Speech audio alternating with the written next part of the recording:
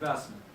Kentucky's bourbon and spirits industry is seeing unprecedented growth, and it remains one of the most important pieces to the Commonwealth's overall economy and to our tourism industry. I want to thank Casey Jones Distillery's leadership for their continued investment in the Commonwealth and in the Christian County community. And I'd like to note that that community is right there, along where the worst tornado event of our lifetime hit, impacting the surrounding community. So when we create 15 new jobs just on the other side of the pennyroyal than Dawson Springs, it is something that's really going to help our people. So now I'd like to welcome Cody Turner, a partner with Casey Jones Distillery, to share a few words about the project.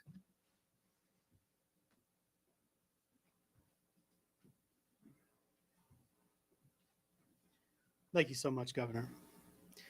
I'm absolutely grateful to be here. And it's just an incredible honor to be announced among the myriad of companies that the governor has recently announced are pledging serious dollars to the area. Our $2 million investment could not have happened without the help of this administration, and certainly in our story, the help of our local Center for Economic Development. I'd like to personally thank Corky Peak, Tony Prim, and Carter Hendricks for their work and guidance and help in getting us here today. Our investment comes on the back end of a string of successes and just absolute serendipity that's almost impossible to believe. But here we are making an investment, hoping to have an impact on the state, hoping to have an impact on our communities, and certainly having an impact on the livelihoods with the 15 jobs that we'll be creating over the next few years. Speaking of, a little over 7 years ago, our master distiller and founder, Arlen A.J. Casey Jones, came into possession of his grandfather's still in the craziest story that you'll just have to visit the distillery to learn about. He had that for about 5 minutes when he immediately started to tinker with it and use it as a model to make his own still. And that 140-gallon copper square pot still that we have at the distillery today has made every drop of our Kentucky Proud spirits. And we like to think every time we make a bottle that we are, in fact, making Kentucky proud. So he and his wife, Peg Hayes, have worked tirelessly over the last 7 years to make a unique craft distillery experience in Christian County, just outside of Hopkinsville. And I'm pleased to announce that I've been working with them over the last few months behind the scenes and am now joining them as a partner. And we're working as a team to accomplish a single vision. And that vision is to become the leading distillery in Western Kentucky. And we believe with the help that we're getting from you, help that we're getting from the community, tons of grit and tons of Kentucky grain, that we might just be able to accomplish just that. So if you're in our neck of the woods, which we like to call a little slice of heaven, please come to the distillery, stop by for a tour, taste some of our award-winning moonshines, bourbons, and barrel cuts, and see for yourself and be a part of the growth that's to come for the distillery. Thank you. Thank you. Not only is that a great announcement, but I learned a couple great things about Cody. Cody has lived in Eastern Kentucky, is a WKU graduate, and a former educator. Proud of all those things and know that you all are going to be incredibly successful. Next, I want to highlight the expansion of an exciting tech startup located in Lexington. Electromat is a water treatment and purification company that was founded in 2013. The company has developed technology to sustainably deliver clean water at a low cost, creating a purification process that relies less on chemicals than conventional methods. On Tuesday, the company cut the ribbon on a $6 million relocation and expansion project aimed at growing its water treatment technologies and production. The company relocated to a new 26,000 square foot facility that will allow for increased manufacturing capabilities, recycling operations, additional workforce, and larger scale systems. Electromet shows the power of taking an idea and turning it into a reality and they are making a positive impact on our state and everybody who's able to turn that great idea into a thriving business has a positive impact on their community. As a previous matching funds awardee, this company's success is a testament to how Kentucky's resources are supporting technology development across the state. As a state, we never claimed that we had this great idea. This was their great idea. But to be able to recognize those with a good idea and to provide some initial help to get them off the ground can result in something special like this. I want to thank the leaders at Electromet for helping to move Kentucky forward. We are thrilled about their expansion, and we're looking forward to seeing even more from them. Next up is another exciting expansion announcement in our growing financial services sector. Boston-based Fidelity Investments just announced a major nationwide growth initiative with plans to add more than 12,000 new jobs nationwide by the end of the year. So that's great news for the United States, but it's also really good news for Kentucky because Northern Kentucky is going to get 874 of those great new jobs. If Fidelity Investment creating hundreds of new jobs sounds familiar, it's not deja vu. They've been doing this over and over the last couple of years.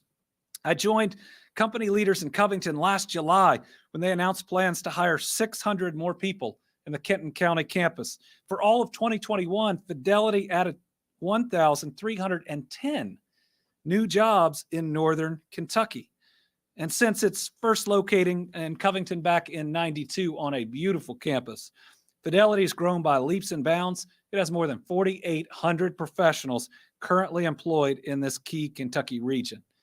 And now, on top of all that, 874 new, great paying professional jobs. I want to thank Fidelity Investments. Their leadership team continues to invest in us. And I'll say to them what we say to all of our major employers: we will not let you down. And we are excited that you see Kentucky and Northern Kentucky as a place that you can grow and serve the entire rest of the United States. Finally, I was excited to join local leaders in Todd County and executives from Novelis on Monday to break ground on the aluminum producer's new recycling center in Guthrie. This is a $356 million investment that is the largest investment in the history of Todd County. It's creating 140 well-paying jobs for Kentuckians. This new facility was announced in January, but that was just after last October when we opened up their $300+ million facility that's right next to where we're breaking ground at the time. That was the largest investment in Todd County history. So fair to say Todd County is on a roll, partnering with Novelis, now seeing over $600 million of investment just over the last several years. That last project created 150 jobs there, meaning $600 million, 290 new jobs announced just over the last several years. Novelis has also been operating in Berea, a beverage can recycling facility that opened in 1989. So this is a company that has heavily invested in us. Both of Novelis's operations in Guthrie will serve Kentucky's already strong and growing automotive sector.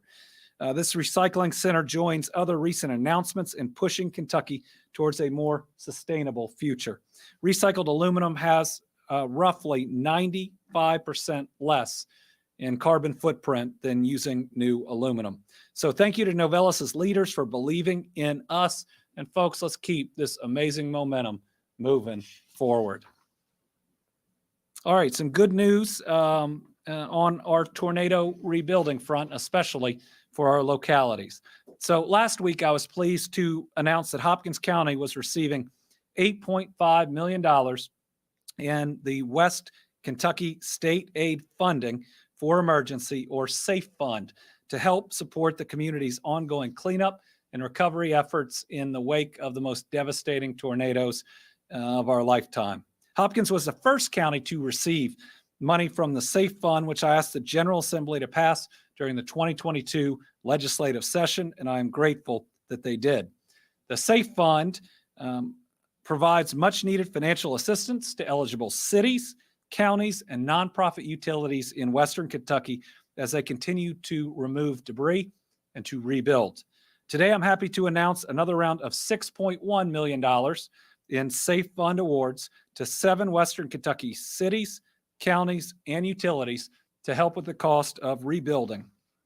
Today's fund awards include more than $2.8 million for the city of Mayfield, more than $811,000 for the Marshall County Fiscal Court, more than $44,000 for the city of Bowling Green. Mayfield Electric and Water System will receive a little more than $2 million. Hickman County Fiscal Court will receive a little more than $17,000. Caldwell County Fiscal Court is set to receive nearly $200,000. And the city of Dawson Springs will receive more than $121,000. These are all based on applications for needs that fit inside the language that was passed by the General Assembly.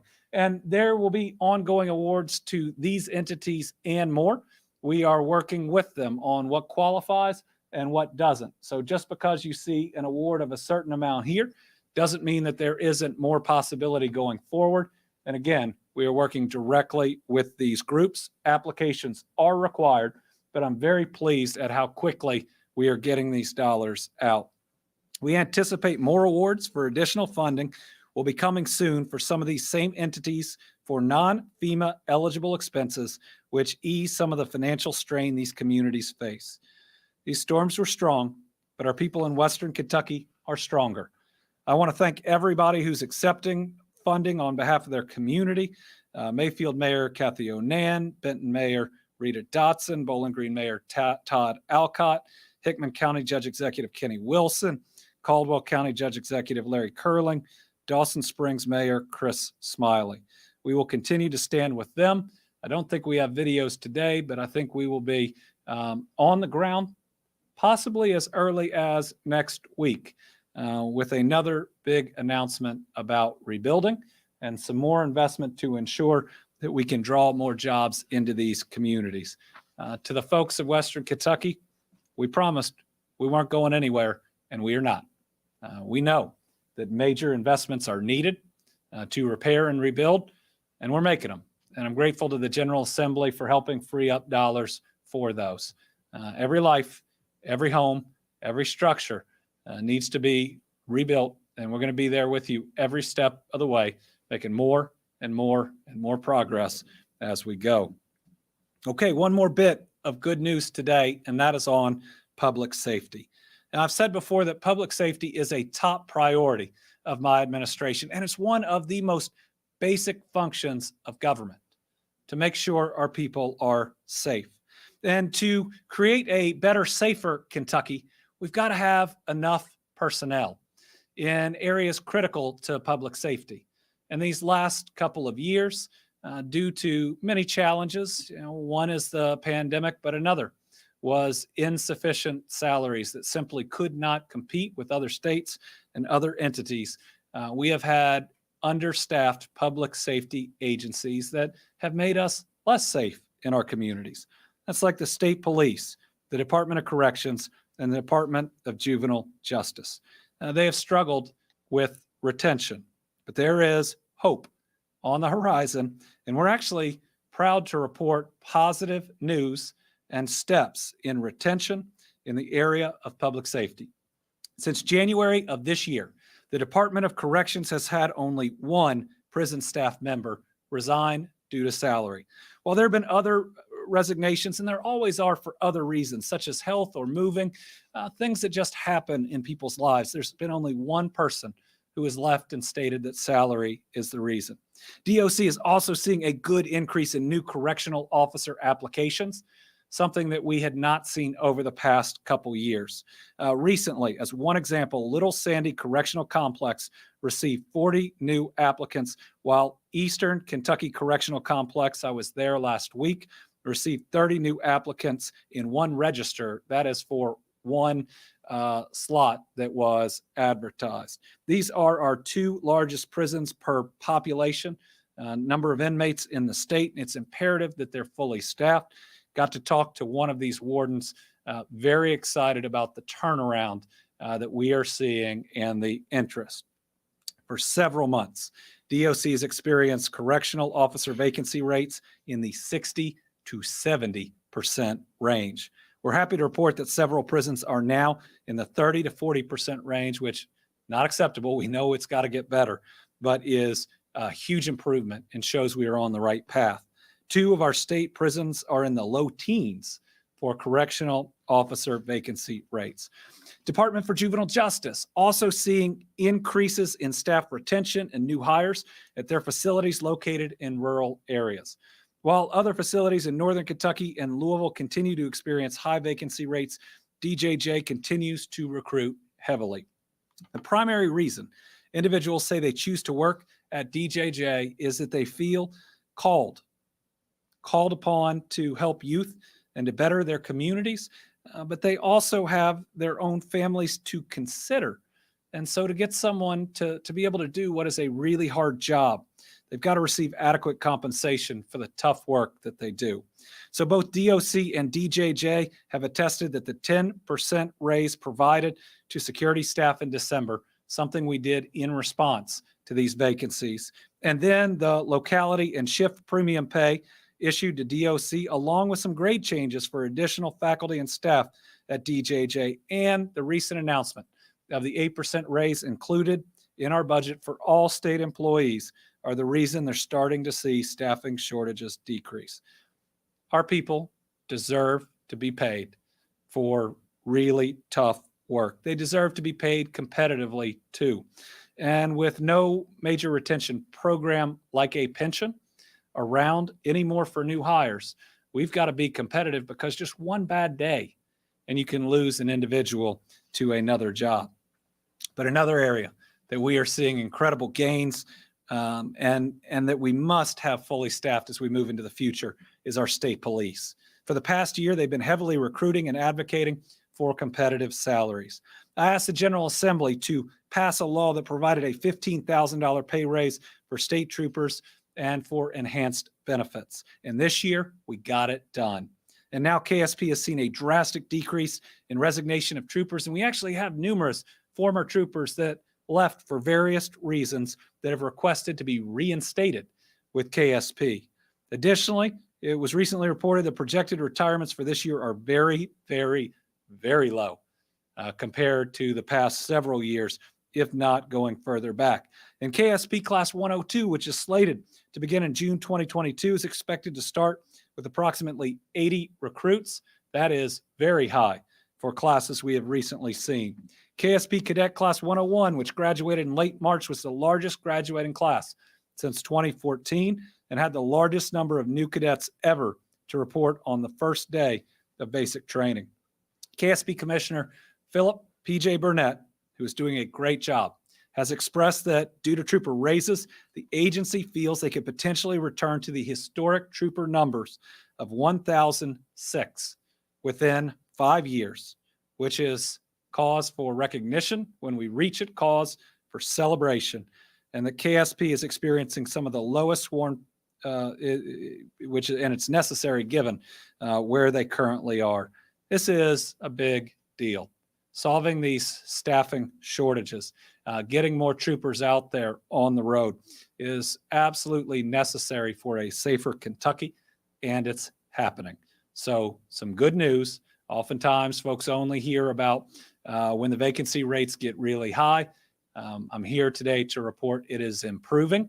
A lot of steps were taken before the last legislative session, but certainly the raise is helping. And my hope is in this next legislative session that the General Assembly will follow through on what they have said will be a further pay raise. When we have social workers needed to protect children that may be in harm's way, when we have a need for state troopers, we were 74th in pay in law enforcement in the state before that increase. We're now in the top 5. These are steps that have to be taken. All right, and finally, our team Kentucky All-Stars. Our Kentucky hospitality industry. As we approach the weekend at Derby, it's important we recognize the hardworking Kentuckians who are going to put an incredible face on this Commonwealth for so many visitors and for those that will be watching from home. This is the greatest 2 minutes in sports, but it is a days long, for some people, a week long experience that they come in, see the best that Team Kentucky has to offer, and a whole lot of them will invest here or even move here. The Kentucky Derby is a time when the whole world looks to Churchill Downs. Everybody focuses on the trainers and the horses and the owners, and of course, the hats. But what often goes unrecognized are those people who work tirelessly to make the Derby what it is. One of my favorite things to do walking around on Derby Day is to thank everybody working out of Churchill Downs, from their direct employees to folks that are brought in for that day to law enforcement that's there to keep us safe. But it's not just at the track. It is all over Kentucky, the type of hospitality we roll out, from our hotels to our restaurants to our drivers at ride shares and others.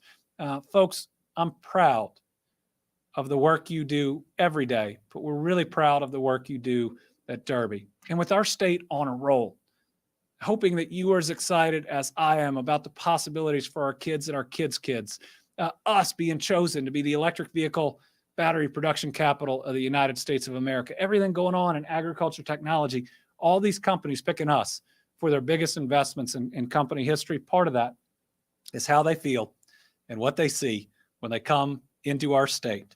This is a thrilling time. You could feel it when you're at or around the track, and part of it is the Derby, and part of it is the role we are all on together. So to all of our Kentucky hospitality industry, thank you, thank you, and thank you. And because it's an update, we'll close going over COVID very quickly. First, our map this week. We told you last week when everything was green that we'd expect to bounce a little bit up and down here and there. So 4 counties in the yellow. This is the second best map, I think, that we have ever had. Our stair stepper chart shows that we went up just a tiny bit, but remember, we went down a little bit the week before. So looking like we might be at a plateau, but we got to see more. And remember, we're not just judging or we're not even using cases the same way we used to.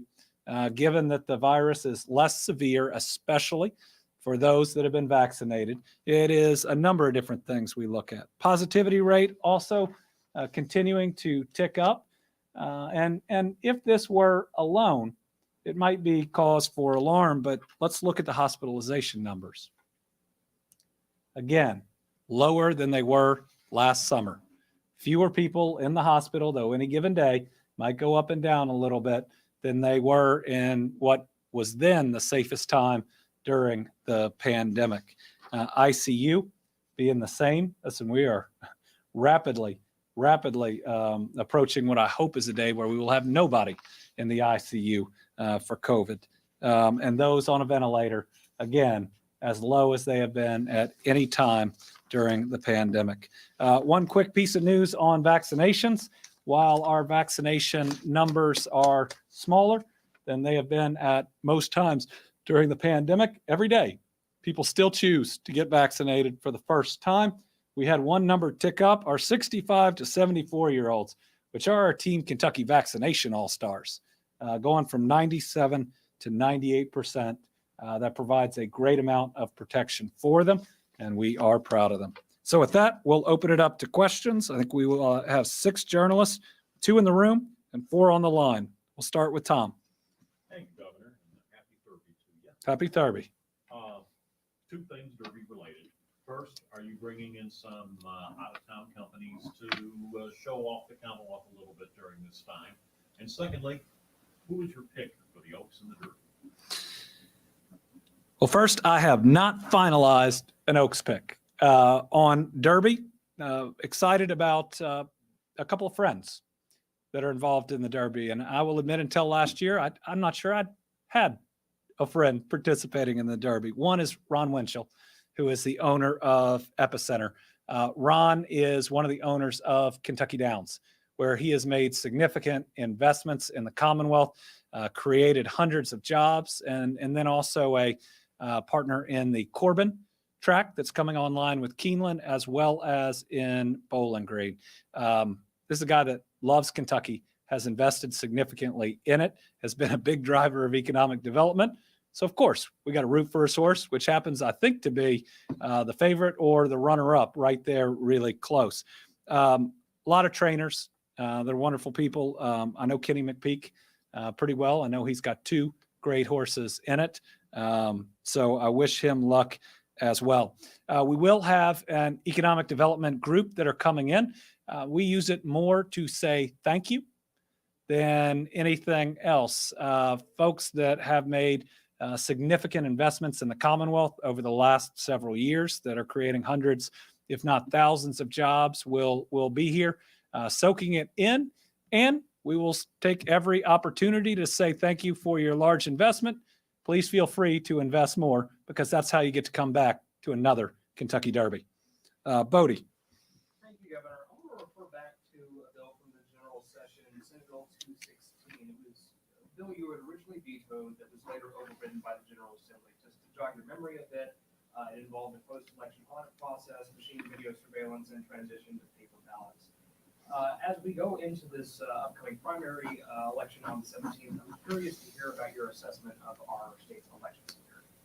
I believe that veto was based on the legislature trying to lessen the amount of financial reports that they were required to file.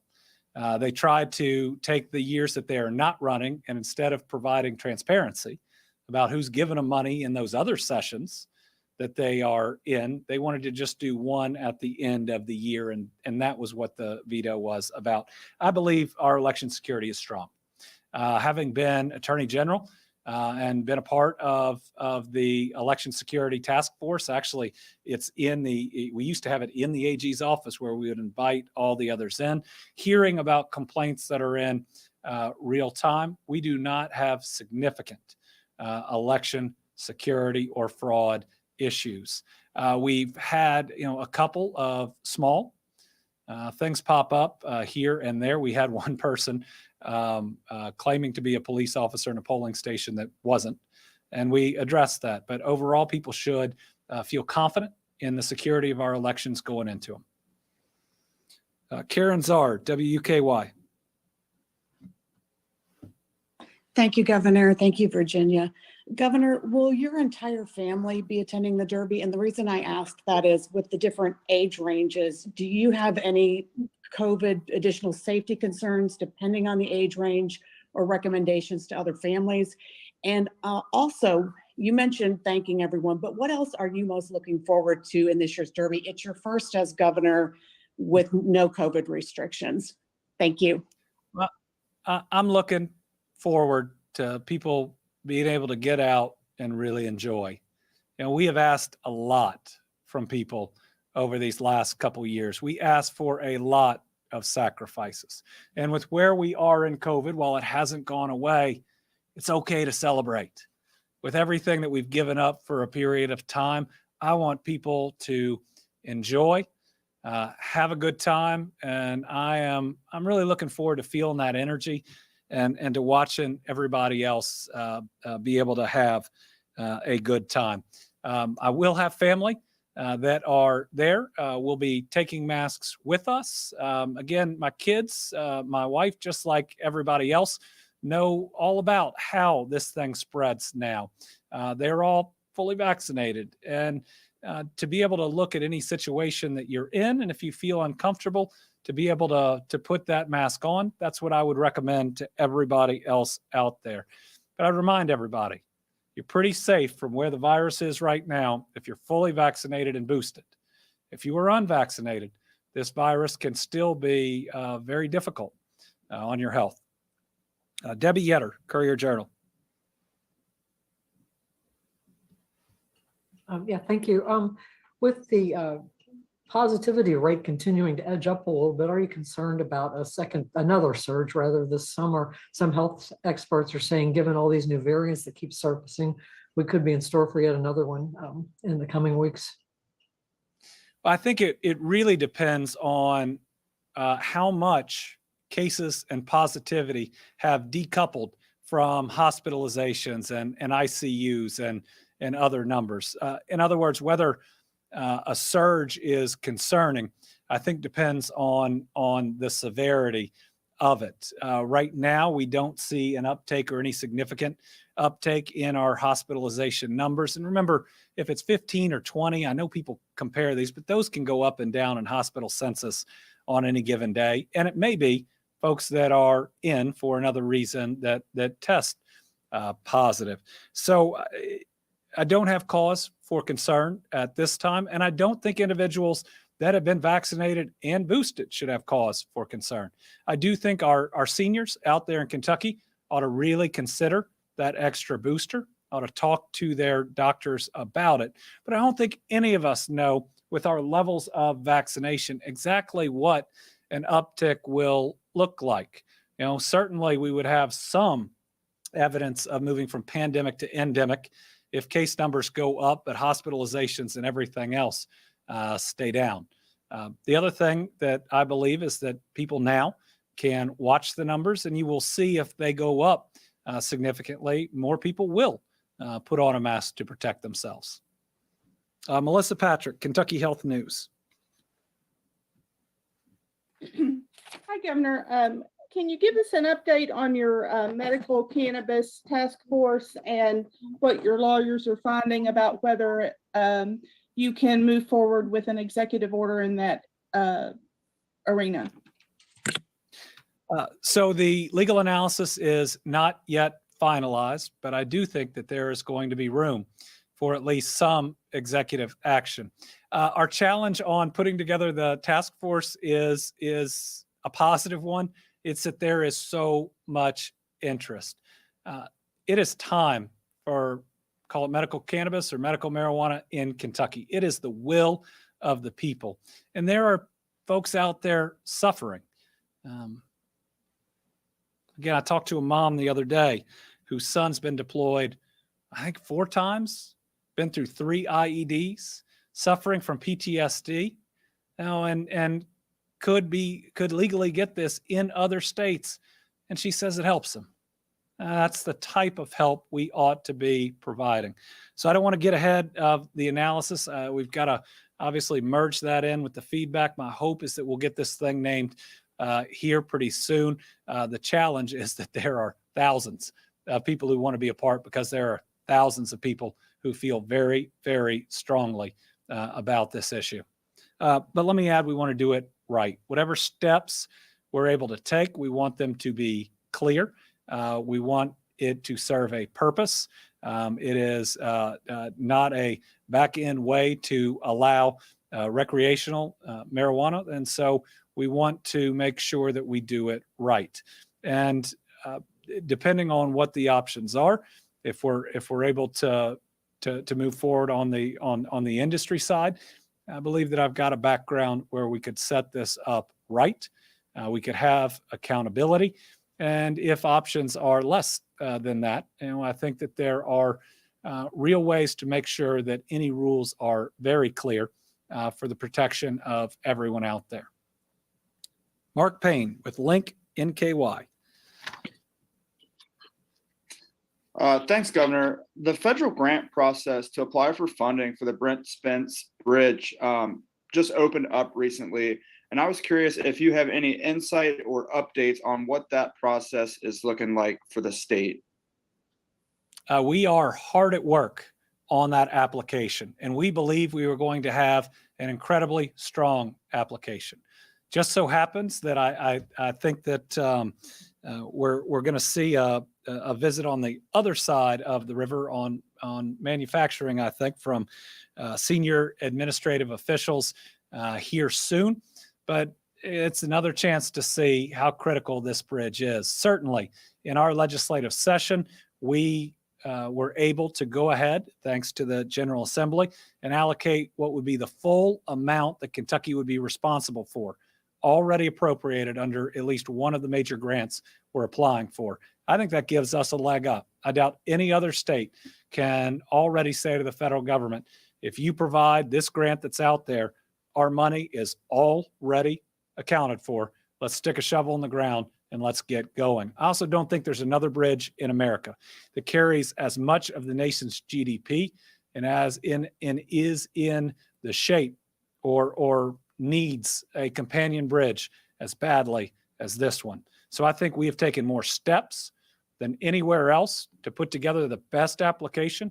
And I believe our need for the country and for the region is greater than any other project in the country. And I continue to talk to anybody related to Washington, D.C. that will listen, from a secretary to an undersecretary to whoever might be talking to that person that day. This is a priority for us. I know the people of Northern Kentucky have waited and waited and waited. And this is something that this federal administration, that this president can do, that was promised by others and really come through for the people of Kentucky and Ohio. And what an example it would set. Now, a state with a Democratic governor, a state with a Republican governor, it wouldn't be about red or blue or D or R. It'd be about this country's infrastructure and moving commerce forward, providing more opportunity for our people and creating thousands of jobs on a major project. I think this could be, or even would be seen as the preeminent project of the Biden administration. And I think it could even be the image that follows this president with a shovel in the ground and the location of where that companion bridge would be in the background. Certainly appreciate Senator McConnell's help. He and Senator Yarmouth voted for this bipartisan infrastructure act, which gives us an opportunity. And I know both of them are pushing as hard as they can and have reached out and said they want to help. So in our push, it's also not red or blue. It's not left or right. It's about moving us forward and getting another bridge. All right. Thank you all very much. Happy Derby.